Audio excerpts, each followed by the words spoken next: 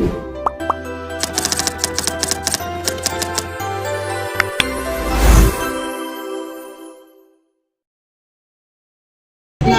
guys, jadi di sini itu kan kita materi di minggu ini kan tentang perceraian sama KDRT ya, krisis divorce. Ada kayaknya kayak pernikahan kedua gitu.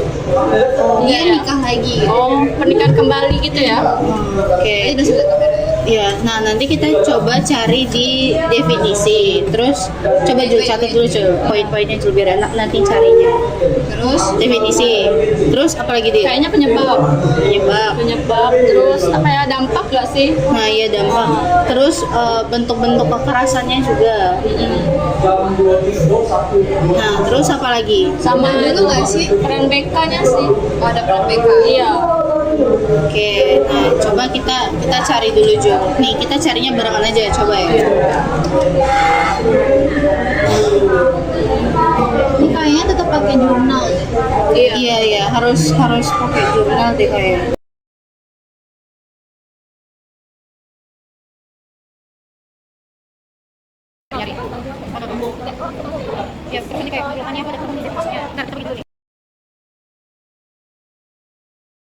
Nah, oke, aku dapat definisinya. Jadi itu perceraian merupakan berakhirnya ikatan perkawinan Dari definisi awal dulu. Iya, jadi itu perceraian itu tuh berakhirnya ikatan perkawinan secara hukum akibat ketidakmampuan pasangan untuk mempertahankan hubungan yang harmonis dan saling mendukung. Oke. Terus Nah, terus nih kayaknya Jul. bentuk-bentuknya tuh banyak deh Bel. Iya kayak bentuk kekerasan itu tuh emang banyak ya. Nih Jul yang ini nih. Nanti pas di mind map ringkas aja. Iya, nanti aku ringkas aja biar lebih mudah. Jadi tuh kayak kalau misalnya dalam undang-undang tuh kan ada yang dijelasin tuh dan itu dicari juga kan. Kalau misalnya tuh ada kekerasan fisik kayak psikologi sama emosi pasti kan itu. Iya. Ini banyak yang pasutri kayak stres kayak gitu kan. Terus juga kekerasan seksual itu tuh ternyata masih ada di pernikahan. Kayak misalnya tuh mungkin lah ya kita belum paham banget, tapi yang namanya paksaan ternyata itu disebut juga sama kayak kekerasan seksual walaupun dia dalam Suami istri gitu ya.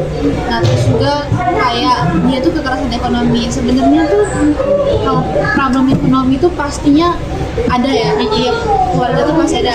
Mungkin ya mau dia orang kaya mau enggak tuh pasti ada yang namanya sempat krisis juga.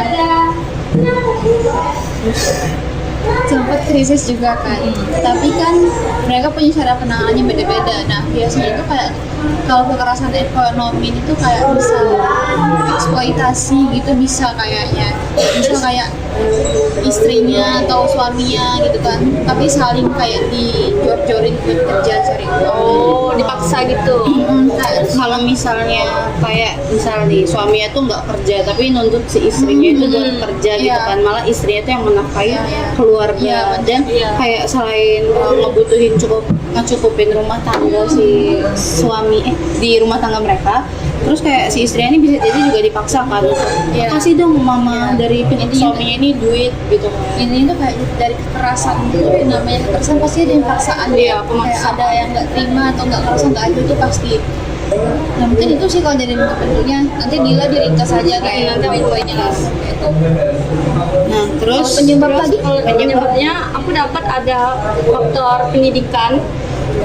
oh kok bisa Iya, karena kayak misalnya pernikahan dini kan, itu kan pendidikannya masih belum matang gitu kan, jadi kayak mempengaruhi di pernikahan. Terus juga ada faktor ekonomi yang kayak tadi kan, sama kayaknya kecemburuan sama konflik pribadi juga bisa paling jadi banyak sih. kan gitu. Iya. Kita juga motif orang kriminal tuh kadang gitu kan. Jangan kan pernikahan kan orang yang misalnya masih pacaran aja bisa. Terus tuh ada juga tidak cocokkan peran sama harapan. Kayak dia berharap mungkin suaminya kayak gini tapi ternyata tidak sesuai, jadi Mungkin yang kayak di mention misalkan kan banyak berita kan prinsip kali ya, beda prinsip. Iya, gitu ya. beda prinsip. Sama satu lagi kayaknya yang apa sih tadi yang kamu bilang tadi yang ada perkawinan kembali gitu loh. Nikah lagi. Jadi kayak bisa bikin gitu. Jadi definisi udah, penyebabnya udah, ada bentuk-bentuk udah, dampaknya belum? Oke, Kita mau cari lagi dah? boleh bentar. Tadi aku udah ada sempet cari sih. Nah ini itu ada pertama itu ada dampak emosional dan juga psikologis. Masih Iya, nyambung nggak sih? yang kayak kecemasan, depresi, terus juga bisa jadi itu trauma yang berkepanjangan pada pasangan. Misalnya kayak pasangannya sebelumnya udah selingkuh nih, terus dia jadi kayak was-was kan gitu karena kayak nanti itu diselingkuhin lagi atau enggak. Terus itu juga ada dampak sosial kayak ekonomi tadi dan juga dampaknya pada anak. Misalnya kayak dia tuh cerai gitu kan, pasti berdampak banget ke anaknya atau enggak misalnya tuh si ayah atau si ibunya itu dalam rumah tangganya itu ngelakuin KDRT, otomatis kan mental anaknya juga pasti kan gak akan stabil. Nah terus peran BK, sebenarnya aku tuh agak bingung ya, peran BK tuh kan BK kan bimbingan dan konseling kan Iya. harusnya fokus di sekolah ya, sedangkan ini kan problemnya pernikahan. Iya sih ya benar. Kayak mana itu? Ada yang bisa Apa nih untuk ke anaknya juga lebih bisa ke ya? peran konselor enggak sih? Iya. Peran konselor deh kayaknya. Kayak mana? Gila mau nyari? Aku sih ada nemu tapi dia tuh kayak lebih ke untuk anaknya juga gitu. Jadi kayak konseling individu gitu kan untuk membantu si anak melewati masa-masa misalnya orang tuanya lagi dalam proses perceraian. Berarti mungkin itu kayak dari segi-segi yang kayak itu mungkin KUA ada Iya, yang terjun konselor di situ, terus juga lebih ke konseling keluarga. Iya kayaknya konseling keluarga ya. Nah kayaknya juga kalau menurut aku bisa diberikan layanan edukasi dan juga informasi sebelum iya. Pernikahan itu tuh berlangsung. Jadi kayak Berarti- kedua pasangan ini diedukasi dulu gitu.